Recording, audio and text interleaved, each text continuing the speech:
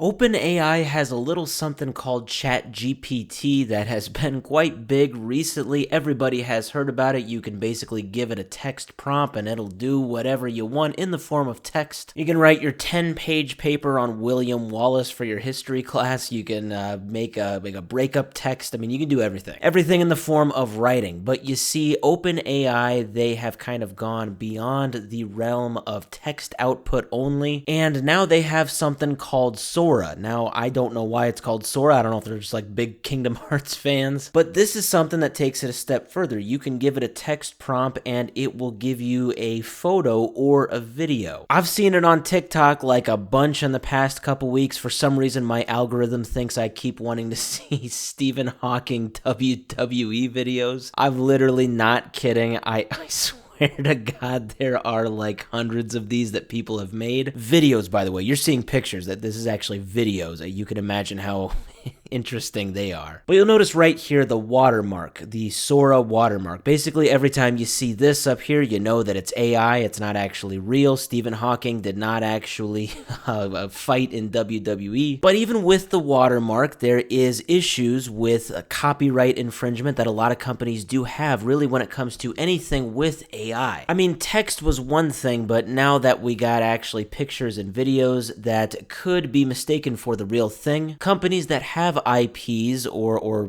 characters or really anything like that has kind of its own image to it, they're kind of at risk of being exploited, so to speak, by this AI. Now, Sora is actually right now unveiling Sora 2. Now, that just launched a couple weeks ago on October 1st. It looks like right now it's invite only, but that's probably going to pass pretty soon here. What's different with Sora 2? I don't know. I'm sure it's just a lot more advanced features. Well, the thing is, along with all of these copyright holders being concerned that their content, their things that they own might get stolen from these AI programs, it actually turns out the Japanese government has reached out to OpenAI expressing their concerns over Sora 2. Yeah, this is from IT Media. This is a website. Now, this was in Japanese. I have translated it. Japanese government requests OpenAI to refrain from copyright infringement following Sora 2 anime-style video issue. So it says, in response to the issue of videos generated by OpenAI's video generation AI Sora 2 that closely resemble Japanese anime works being posted on social media one after another, it has now been revealed that the government has requested OpenAI to refrain from engaging in copyright infringement. Now, this was revealed by Japan's Minister of State for Intellectual Property Strategy, AI Strategy, etc., at a press conference, and this was on October 10th, just late last week. And as far as the reasoning goes, I mean, that's kind of obvious, but the Japanese government, the reason they want to get involved, and it's not just a private company talking about this, that's kind of explained right here. So it says, regarding the issue, OpenAI CEO Sam Altman announced a policy for improvement on his blog on October 4th, but when asked at a press conference whether the government would take action, Minister Kyuchi stated, quote, "Anime and manga are irreplaceable treasures that we can be proud of around the world, and we have requested OpenAI not to engage in any actions that could constitute copyright infringement." And it looks like they stated in this conference, in this statement, that a formal request was made online to OpenAI. And as of right now, this is where we're at with this. I don't know if OpenAI has actually responded to this yet. And,